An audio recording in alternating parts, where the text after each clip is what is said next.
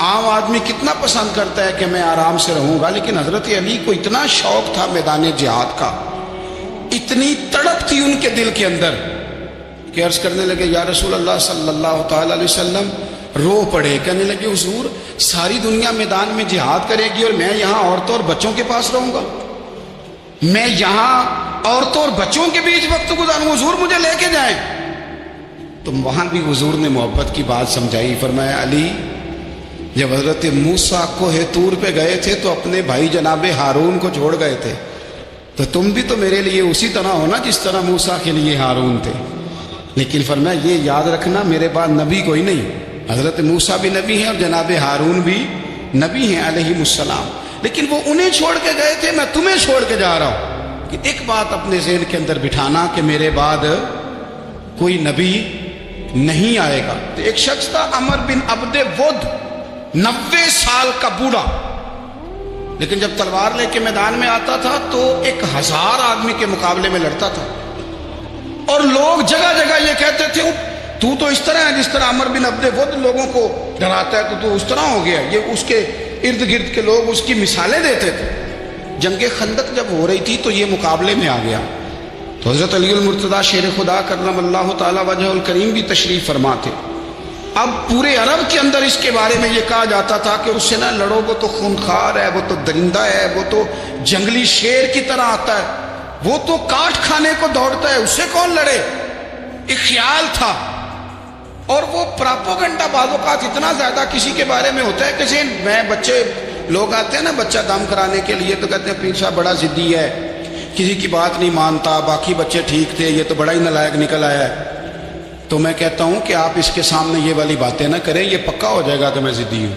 تو آپ ذہن بنا رہے ہیں اس کا کہ تو اس طرح کا ہے، ذہن بنا دیا لوگوں نے کہ عمر ابن عبد ود کے مقابلے میں کوئی نہیں آ سکتا۔ خندق میں یہ آیا، اس نے للکارا مسلمانوں کو، آؤ وہ تمہاری جنت کدھر ہے جس کے بارے میں تم کہتے ہو کہ ہم شہید ہوں گے، تو آؤ میرے مقابلے میں نکلو۔ جب اس نے پہلی دفعہ للکارا تو ابھی بات ختم نہیں ہوئی تھی کہ مولا علی تلوار لے کے اللہ اکبر کہتے کھڑے ہو گئے۔ حضور نے فرمایا بیٹھ جاؤ، حضرت علی پھر بیٹھ گئے۔ وہ پھر پکارا اٹھو کوئی میرے مقابلے میں، تو مولا علی شیر خدا پھر کھڑے ہو گئے، پھر کھڑے ہو گئے۔ حضور نے فرمایا بیٹھ جا۔ ایک شخص نے کہا علی یہ عمر بن عبد ود ہیں، فرمایا مجھے پتہ ہے، نہیں سمجھے آپ بات، میں آپ کو سمجھا کے لایا ہوں پیچھے سے کہ پراپوگنڈا کرتے ہیں نا لوگ، ہو آگے نہ جانا، یا کرنٹ بڑا زیادہ ہے، وولٹیج بڑے سخت ہیں، تو آگے نہ بڑھنا۔ بھئی کیا ہو جائے، اٹھ باندھ کمر کیوں ڈرتا ہے، پھر دیکھ خدا کیا کرتا ہے۔ حضرت علی تیسری دفعہ اس نے کہا نا ہے کوئی، تو حضرت علی پھر اٹھے۔ اب تو رسول پاک صلی اللہ تعالی علیہ وسلم نے تھپکی دی۔ بعض جگہ یہ ہے کہ حضور نے خود تلوار تھمائی، سر پہ امامہ باندھا، اور حضور نے فتح یابی کی دعا فرمائی۔ حضرت علی گھوڑے پہ بیٹھے نکلے، اور جب اس کے سامنے گئے تو جا کے کہنے لگا میرا پتہ ہے۔ حضرت علی فرمانے لگے تو اپنا چھوڑ، میرا پتہ ہے تجھے، مجھے تو جانتا ہے۔ کہنے لگا میں 1000 کے مقابلے میں اکیلا لڑتا ہوں۔ حضرت علی شیر خدا فرمانے لگے پتہ نہیں تو کن سے لڑتا رہا ہے، جانے وہ کون ہے جن سے تو لڑتا رہا ہے، وہ کون 1000 تھے جو تیرے مقابلے میں آتے تھے، پتہ نہیں۔ تو کہنے لگا میرا نام میری ماں نے عمر بن عبد ود رکھا ہے۔ فرمایا چھوڑ تو، میری ماں نے میرا نام حیدر رکھا ہے۔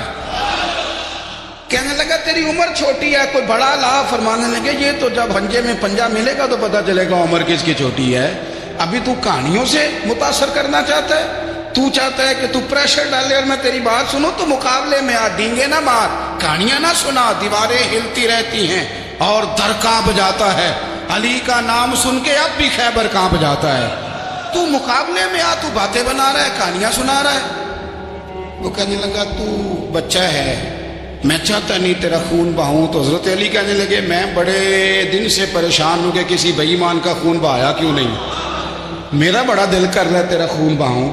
اس نے بڑی زوردار ضرب لگائی، غصے میں اتنا پاگل ہوا، کیونکہ اس کے بارے میں معروف تھا کہ وحشی مزاج آدمی، اتنا سخت پاگل ہوا غصے میں، اس نے اپنے گھوڑے کے پیر کاٹ ڈالے، پہلے تلوار گھوڑے کو دے ماری، اس کو کاٹ کے دوڑا۔ یہ کیوں کرتے تھے لوگ؟ عرب کے لوگ اس وقت یہ کام کرتے تھے کہ ہم نے گھوڑا ہی مار ڈالا ہے تاکہ ہم بھاگ نہ سکیں. کہتے ہیں نا کشتیاں جلا دی ہیں کہ اب واپس جانے کا راستہ ہی بند ہو جائے. گھوڑے کے پیر کاٹ ڈالے کہ بھاگنا نہیں. اور بڑی زور سے اس نے ضرب لگائی حضرت علی پر. حضرت علی نے جب روکی تو وہ ڈھال ٹوٹ گئی حضرت مولا علی, اور آپ کے امامے کو اس کی تلوار بھی لگی. آپ نے فرمایا دکھا لیا تو نے زور, اب میری باری ہے. حضرت مولا علی شیر خدا کا قد بظاہر چھوٹا تھا. صحابہ کہتے ہیں ہم دور سے دیکھ رہے تھے, اللہ اکبر کہہ کے تھوڑا سا زمین سے وہ اٹھے, تھوڑا سا اٹھے, اور پھر دوبارہ نہیں انہیں تلوار چلانی پڑی. ایک ہی ضرب لگائی اور اس کے 2 ٹکڑے کر کے اسے زمین پہ پھینک دیے. تو عزیز دوست, آپ یاد رکھیں گے اس بات کو کہ اپنی زندگی کے اندر مروب ہونا چھوڑ دیں. روب میں تاتاریوں نے مسلمانوں کو مروب کر لیا تھا, روب ڈال لیا تھا کہ ہم بہت بڑے لوگ ہیں. یہی آج ہمارے ساتھ بہت سارے لوگ کرتے ہیں, دلوں میں روب آ جاتا ہے امیر رشتہ دار کا, فلانے کا فلانے کا, پھر وہ جو مرضی کرتا ہے. تاتاریوں کی ایک بی بی, وہ کیا کرتی, وہ 9-10 مسلمان نوجوانوں کو سڑک پہ کھڑا کر جاتی, کہتی ادھر کھڑے ہونا, میرے آنے تک ہلنا نہ. جوان ہے لیکن روب ہے نا کہ یہ بڑے وحشی ہیں. وہ اکیلی بی بی اندر جاتی, تلوار لے آتی, اور وہ کھڑے ہیں, وہ بھاگے بھی نہیں, اتنا ڈر گئے, ٹانگیں کانپ رہی, بھاگنے کی بھی ضرورت نہیں کر رہے. تسلی سے گئی ہے, تلوار لے کے آئی ہے, اور اس نے 9 جوان مسلمانوں کے گلے کاٹ دیے. اس روب سے نکلے باہر. نوجوانوں سے کہتا ہوں نکلو. اور جن لوگوں نے دنیا میں انقلاب برپا کیا وہ غریب گھروں کے تھے, وہ لوگ تھے کہ جو بظاہر کسی بڑے قبیلے سے نہیں تھے. آپ محنت کریں, تعلیم حاصل کریں, جدوجہد کریں, مشقت کریں, اپنی زندگی میں کچھ مقاصد کے حصول کے لیے آگے بڑھیں. اور اگر آپ کہیں کہ دائیں بائیں میرے فلاں آدمی مجھے یہ مشورہ دے رہا ہے, تو کچھ لوگ دنیا میں باتیں کرنے آئے ہیں, انہوں نے باتیں کرنی ہیں اور بڑا فائدہ ہوتا ہے, ان کو باتیں کر لینے دیں, ان کو کرتے رہنے دیں.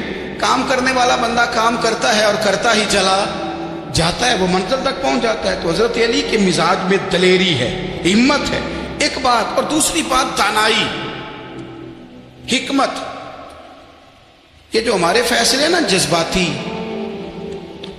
اور جناب آج فلانے نے یہ کہہ دیا تو میرا پروگرام یہ بن گیا, تو پھر کل کسی نے اور کچھ کہہ دیا تو میرا پلان اور بن گیا. میں سب سے زیادہ ان لوگوں کے حق میں پریشان ہوتا ہوں جو سویرے کچھ اور کہتے ہیں, دوپہر کو کچھ اور کہتے ہیں, شام کو کچھ اور کہتے ہیں.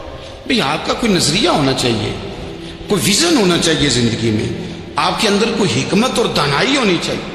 اس کے لیے کیا کرنے کی ضرورت ہوتی ہے؟ اس کے لیے ضرورت ہوتی ہے کہ آپ کا ذہن ایک طرف ہو. میرے اسلاف فرمایا کرتے تھے زندگی میں ایک کام کر لو پر صحیح کر کے کر لو. ہم نے تو سارے کام کرنے ہیں. آج کل ہر بندہ صحافی ہے, ہر بندہ تجزیہ نگار ہے, ہر بندہ سیاستدان ہے, ہر بندہ ہی مفتی ہے, ہر بندہ ہی جناب واعظ ہے, ہر بندے کے پاس ہی کچھ مسئلے. اس کا نقصان یہ ہے کہ کسی کے پاس بھی کچھ نہیں. وہ کسی درویش نے کہا تھا کہ جب سب لیڈر ہوں تو سمجھو کوئی لیڈر نہیں, کیونکہ سارے جو لیڈر ہو گئے. میرے عزیز, ایک طرف ذہن کو رکھیں اور اپنے اس کام میں کمال پیدا کریں. حضرت مولا علی شیر خدا کو اللہ نے حکمت دی تھی. نبی پاک صلی اللہ تعالی وسلم کے صحابی حضرت عبداللہ ابن مسعود رضی اللہ تعالیٰ عنہ فرماتے ہیں, امام ابو نعیم نے لکھا ہے کہ حضرت عبداللہ ابن مسعود فرماتے ہیں نبی پاک صلی اللہ علیہ وسلم نے فرمایا اگر حکمت کے 10 حصے کیے جائیں نا, دانائی کے 10 حصے کیے جائیں, تو اس میں سے 9 حصے اللہ تعالیٰ نے حضرت علی کو عطا فرمائے, اور ایک حصہ باقی لوگوں کو ملا. دانا تھے, معاملہ فہم. کچھ بندے بڑے منافق قسم کے تھے, تو حضرت علی اذان ہو گئی تو وہ حضرت مولا علی شیر خدا کے پاس آ گیا. اذان ہو گئی, حضرت علی نے جماعت کرانی. ان کا خیال تھا کہ آج ہم نے جماعت لیٹ کرانی ہے کسی طریقے سے. ہم چونکہ زیادہ باتیں, میں دوستوں سے کہتا ہوں بہت زیادہ خبریں نہ دیکھا کرو, بہت زیادہ بھی چیزیں نہ سنا کرو. آپ تو میرے بھائی موبائل کے اندر چلے جائیں گے, پھر باہر کی دنیا تو اور ہے. تو تھوڑا باہر بھی نکلیں تصویروں سے, تھوڑا باہر بھی آئیں, دیگر معاملات بھی دیکھیں. ہمیں بڑے بڑے اچھے لوگ زندگی میں مل جائیں گے, لیکن ہم ان کے قریب نہیں جاتے. ہم دیکھتے نہیں کہ اصل بات کیا ہے, سنی سنائی چیزوں پر زیادہ گمان کرتے ہیں. اب حضرت علی چونکہ بڑے دانا تھے, مسلح پہ بڑھ رہے ہیں, جماعت کھڑی کرنی, اللہ اکبر کہہ رہے ہیں. بندوں کا خیال تھا نماز لیٹ کرانی ہے. نے فٹافٹ حضرت علی سے کہا کہ حضور ذرا وہ جانور تو بتائیے گا کتنے ہیں جو انڈے دیتے ہیں. اور ذرا وہ بھی بتائیے گا جو بچے دیتے ہیں. یہ اب کتنے کو بندہ جانور گنے, آہستہ آہستہ بندہ شمار کرے. وہ بکری جو ہے وہ بچہ دیتی ہے, مرغی انڈا دیتی ہے, اور گائے جو ہے وہ بچہ دیتی ہے, اور بطخ جو ہے وہ انڈا دیتی ہے. بندہ تو یہ گننے لگ جائے. تو حضرت علی شیر خدا یہاں ہاتھ ہیں, فرمانے لگے گھر جا کے گن لینا. موٹی سی بات بتاتا ہوں, جن جانوروں کے کان باہر ہوتے ہیں وہ بچے دیتے ہیں, جن کے اندر ہوتے ہیں وہ انڈے دیتے ہیں. اللہ اکبر. نماز کی نیت باندھ دی تم گننا گھر جا کے. موٹی سی بات بتا دیتا ہوں. وہ صاحب کہتے ہیں میں حضرت علی رضی اللہ تعالیٰ عنہ کو جانے آیا تھا, میں خود بڑا الجھ گیا. یہ کیا ماجرا ہے, کیا معمہ ہے کہ دو فکروں میں انہوں نے بات کو سمیٹا اور کمال کر دی. کہنے لگے گھر جا کے گننا, یہاں ٹائم نہیں, نماز کا وقت ہے. پر جن کے کان اندر ہے نا وہ انڈے دیتے ہیں, اور جن کے باہر ہیں وہ جا جا کے حساب کرنا. آپ ڈھونڈ لیں, تلاش کر لیں, چلے جائیں ماہرین کے پاس, پر شیر خدا شیر ہی ہے. حضرت مولا علی کے جملوں میں کمال ہے. ان کی دانائی, ان کا تدبر, ان کی حکمت, ان کا فہم, ان کی فراست, ان کا کمال. ایک شخص بڑی دور سے آیا, اس نے کہا حضور مجھے نا لمبی باتیں یاد نہیں رہتی, 2 باتیں بس بتا دیں میں عمل کروں تو زندگی بن جائے, 2 باتیں. تو حضرت علی فرمانے لگے لمبی امیدیں نہ لگانا, لمبی امیدیں نہ لگانا, موت کا پتہ نہیں کب آ جائے. منصوبہ بندی ضرور کرنا آنے والی نسلوں کے لیے, اپنی ذات کے لیے لمبی امیدیں نہ باندھنا. یہ بھی کر لوں گا, یہ بھی کر لوں گا. ہم ریٹائر نہیں ہوتے زندگی بھر, پلان پہ پلان, پلان پہ پلان. تو اگر ہم پلان کر رہے ہوتے ہیں تو جو ہمارے نیچے ہوتے ہیں وہ ہمیں ریٹائر کرنے کا پلان کر رہے ہوتے ہیں. اولادیں تک والدین کو کمزور کرنے کے در پہ ہوتی ہیں کہ اب یہ ہٹے تو ہماری باری آئے. حضرت علی فرمانے لگے 2 کام, ایک تو لمبی امید نہ باندھنا, اور دوسرا فرمایا اپنے نفس کی خواہش کی پیروی سے بچنا. دنیا میں رسوا وہ لوگ ہو جاتے ہیں جو اپنے نفس کی خواہش کی پیروی کرتے ہیں. وہ بزدل ہو جاتے ہیں جو خواہشات نفسانی کے پیچھے بھاگتے ہیں. یہ کام نہ کرنا. امام راضی کہتے ہیں کہ سیدہ فاطمہ الزہرا رضی اللہ تعالی عنہ کے دونوں شہزادے حسنین کریمین بیمار ہو گئے, تو سیدہ نے منت مانگی کہ بچوں کو شفا ہوگی تو 3 روزے رکھوں گی. شفا ہو گئی, روزے بھی رکھ لیے. اور جب مولا علی شیر خدا روزہ رکھنے کے لیے بیدار ہوئے, سیدہ فاطمہ الزہرا بیدار ہوئی, تو امام حسن اور حسین بھی اٹھ گئے. 7-8 سال کی عمر. اماں جی ہم نے بھی رکھنا ہے. صبح کھجور اور دودھ سے روزہ رکھ لیا گیا. عین افطاری کے وقت مولا علی کہتے ہیں فاقے چل رہے تھے, کہیں سے میں جوں لایا تھوڑے سے. سیدہ فاطمہ الزہرا نے پیس کر روٹیاں پکائیں.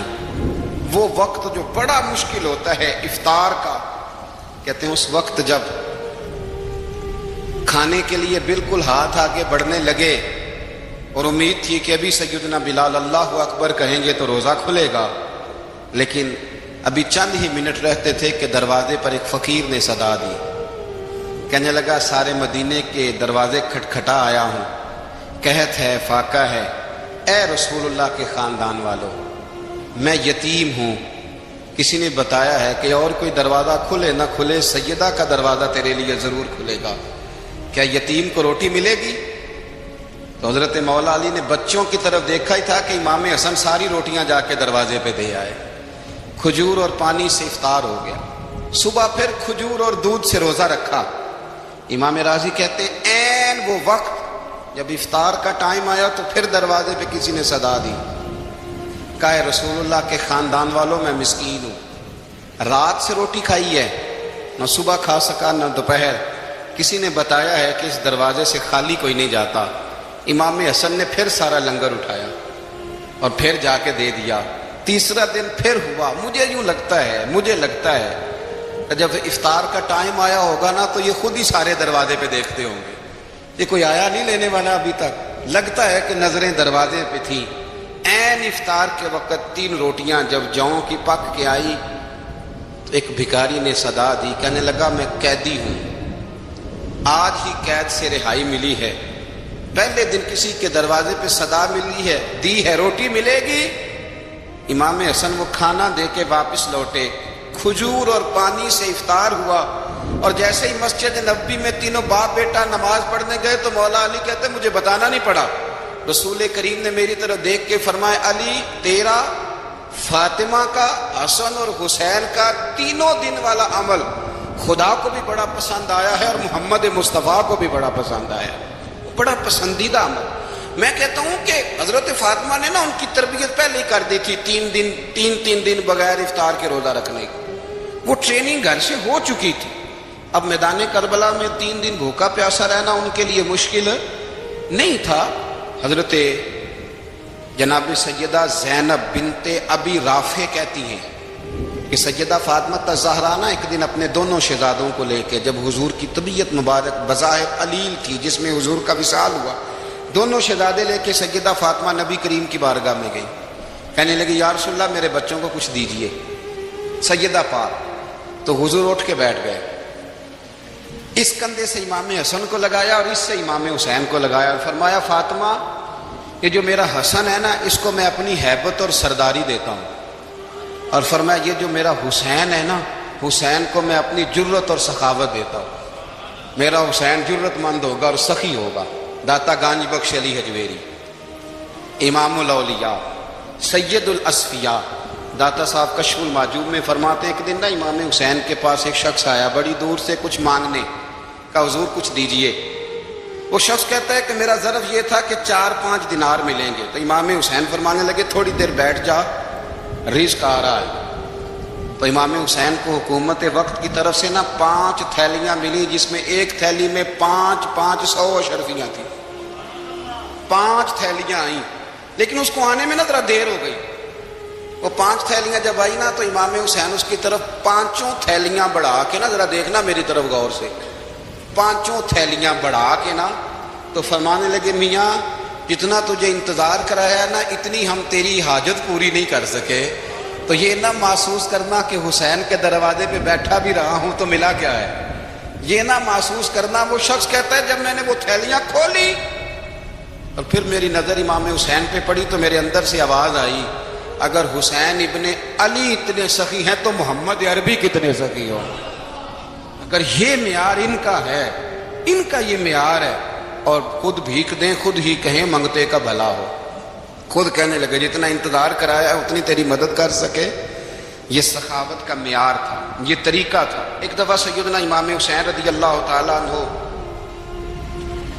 کے گھر کے اندر نا 5000 دینار آئے، مسجد میں تھے، آپ کو 5000 دینار ملے تو امام زین العابدین کہتے ہیں کہ مسجد سے لے کر گھر آنے تک امام حسین نے 5 کے 5000 اللہ کے رستے میں خیرات کر دی۔ فرماتے میں نے کہا ابا جی 5 دینار کی گھر میں ضرورت تھی، مالاں والے سخی نہیں ہوندے تے سخیاں کل مال نہیں ہوندا، ایتھے اوتھے دوویں جہانی سخی کنگال نہیں ہوندا۔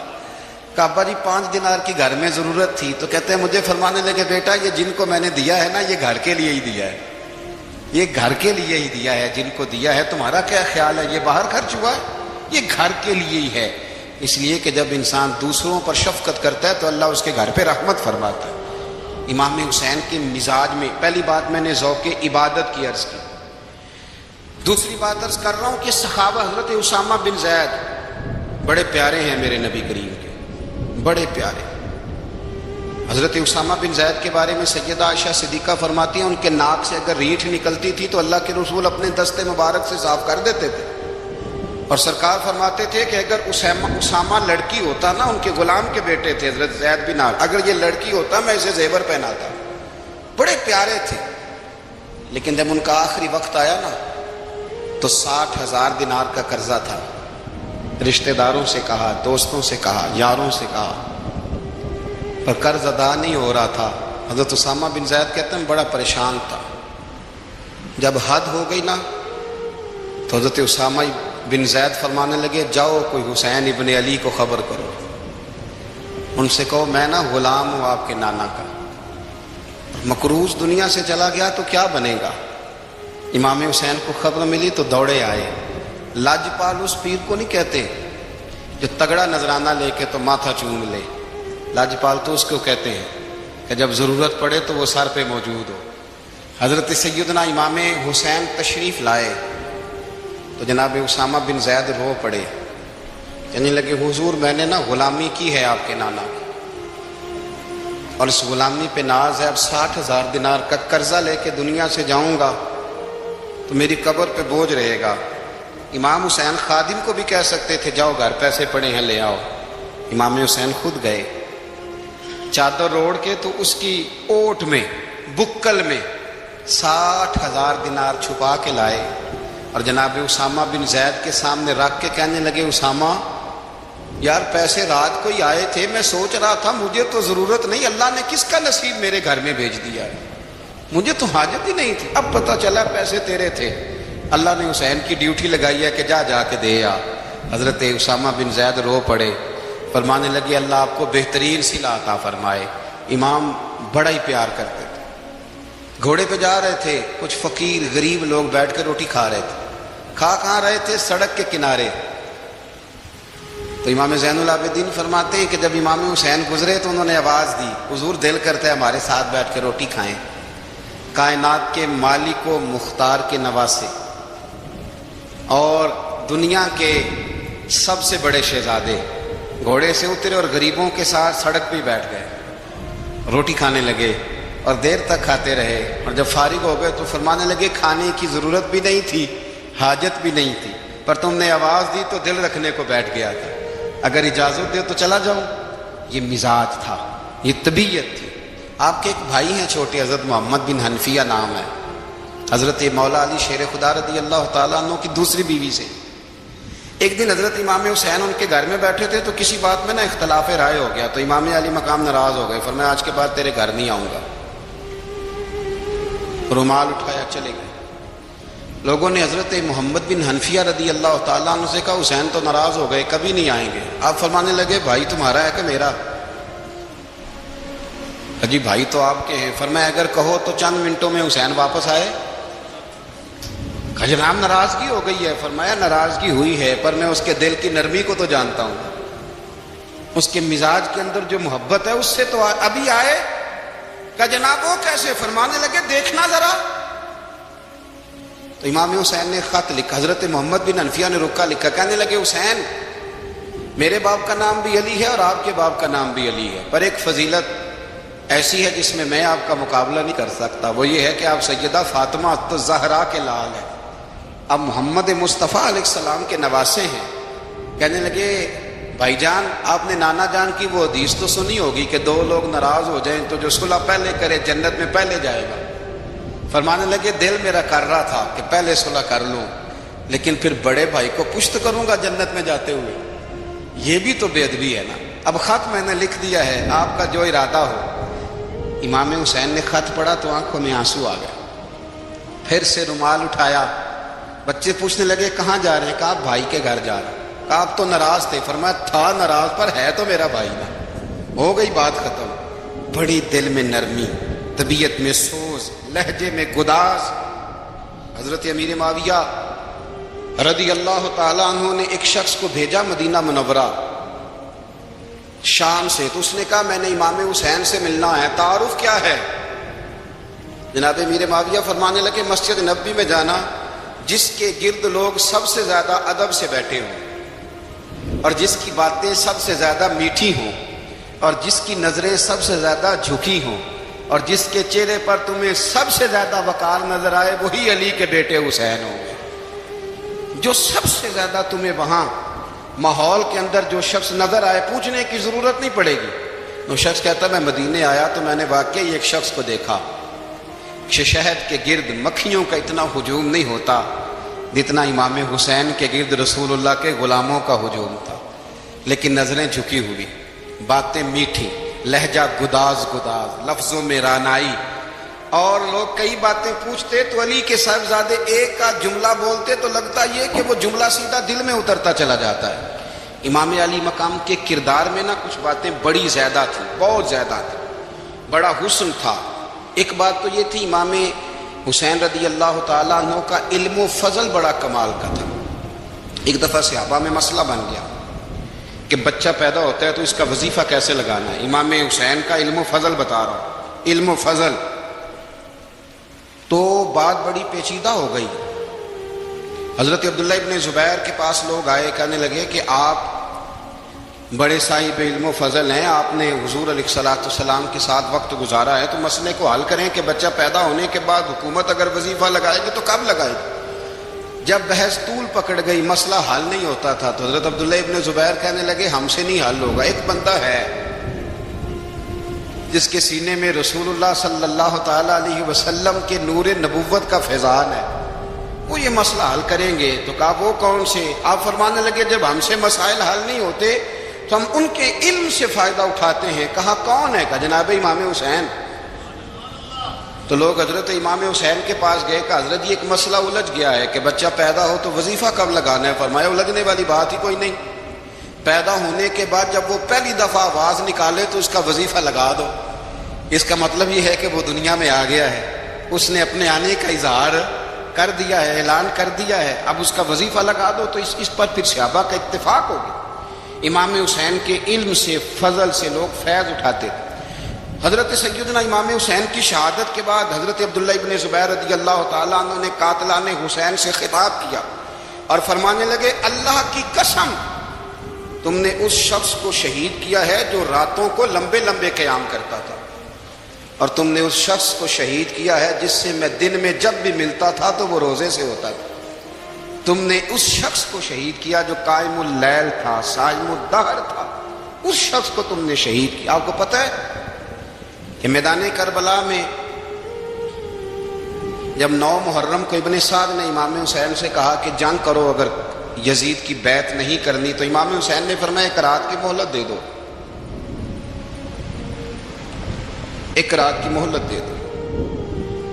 حضرت امام زین العابدین کہتے ہیں میں نے اپنے والد گرامی سے عرض کی کہ ابا جی آپ جہاد سے دور جانے والے تو ہیں نہیں، آپ تو جہاد سے پیار کرنے والے ہیں، اور یہ بھی پتہ ہے مجھے کہ یہ جنگ اب ہو کے رہے گی، تو ایک رات کی مہلت دینے کا معنی کیا ہے؟ بھئی کل بھی لڑنا ہے اور رات بھی لڑنا ہے، ابا جی ایک رات کی مہلت۔ تو سیدنا امام حسین رضی اللہ تعالیٰ عنہ فرمانے لگے بیٹا رات کی مہلت اس لیے لی ہے کہ میں آج رات کھل کے اپنے رب کی عبادت کر لوں، میں استغفار کر لوں، میں لمبے سجدے کروں۔ اور کہا زین العابدین تو جانتا ہے نا کہ مجھے نماز سے، تلاوت سے، دعا سے اور استغفار سے بڑا پیار ہے۔ رسول کریم علیہ السلام نے فرمایا، جامع ترمذی میں موجود ہے، فرمایا میں جا رہا ہوں پر تمہیں 2 بڑی بھاری بڑی وزنی چیزیں دے کے جا رہا ہوں، صحیح ستہ کی روایت، 2 وزنی چیزیں تمہارے بیچ چھوڑ کے جا رہا ہوں، اگر ان کو تھام کے رہو گے تو کبھی گمراہی تمہارے پاس نہیں آئے گی۔ یا رسول اللہ وہ کون کون سی؟ فرمایا ایک اللہ کی کتاب دے کے جا رہا ہوں اور دوسرا اپنا خاندان دے کے جا رہا ہوں۔ کہنے لگا جی وہ 2 چیزیں جو حرکت نہیں کرتی، فرمایا یار جلدی پوچھ ہے، وہ 2 چیزیں جو حرکت نہیں کرتی وہ زمین آسمان ہے۔ اس نے کہا وہ 2 چیزیں جو ٹھہرتی نہیں، فرمایا وہ سورج اور چاند ہے، جو حرکت ہی کرتے رہتے۔ کہنے لگے اچھا وہ بتائیں جی جو کھا تو بڑا کچھ کیا پر پیا اس نے کچھ بھی نہیں۔ تو حضرت علی فرمانے لگے وہ حضرت موسیٰ علیہ السلام کا عصا ہے، جادوگروں کے سانپ سارے کھا گیا پر پانی کا گھونٹ بھی نہیں پیا۔ حد ہو گئی۔ وہ شخص کہتا ہے علی کے جواب لے کہ میرے اندر ہجان پیدا کر دیا، میں نے فوراً کہا بتائیں وہ شخص جو کوئی شے نہیں۔ تو حضرت علی کہنے لگے جو میرے نبی کا کلمہ نہ پڑھے وہ کوئی شے نہیں۔ کہنے لگے وہ بتائیں جو پڑھی شے ہو۔ فرمایا جو چاہے کہ اس کی عزت کعبے سے بھی زیادہ ہو جائے اور وہ پڑھی شے بن جائے تو وہ محمد عربی کا کلمہ پڑھ جائے۔